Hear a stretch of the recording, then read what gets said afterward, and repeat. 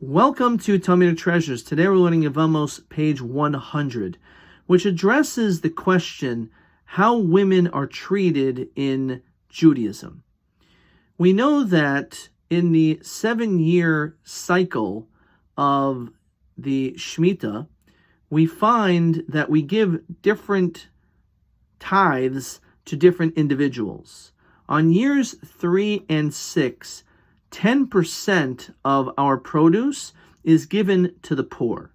And on this, the Talmud asks, what happens in the event that you have two people coming to you who are both poor? One is a man and one is a woman. Who should you provide for first? Who should you give your Meiser Ani to first? And on this, it says that you're supposed to give to a woman before a man. And the reason is because the Talmud says it's a lowly and embarrassing thing. We can understand how challenging it is for someone to have to put out their hand to ask someone for charity. And therefore, when it comes to women, we have to be extra sensitive to understand the challenges of collecting charity. And that's the reason why we will immediately give it to them, and this way they'll be able to leave with dignity and to leave quickly.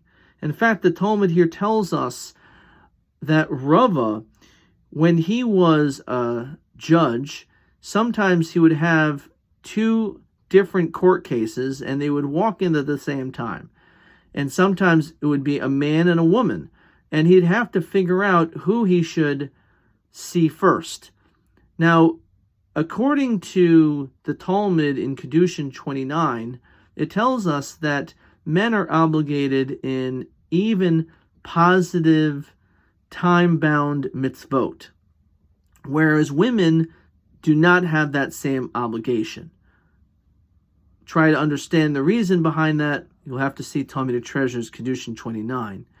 But nonetheless, we know that based on that, men have more of an obligation to do more mitzvot than women.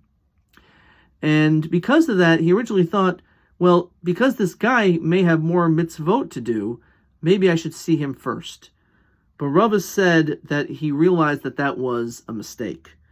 He realized, based on what he said and what was said before, that when a woman and a man comes together, you should always make sure to serve and take care of the woman first. So too, from that point on, that's exactly what he did when it came to all of his court cases.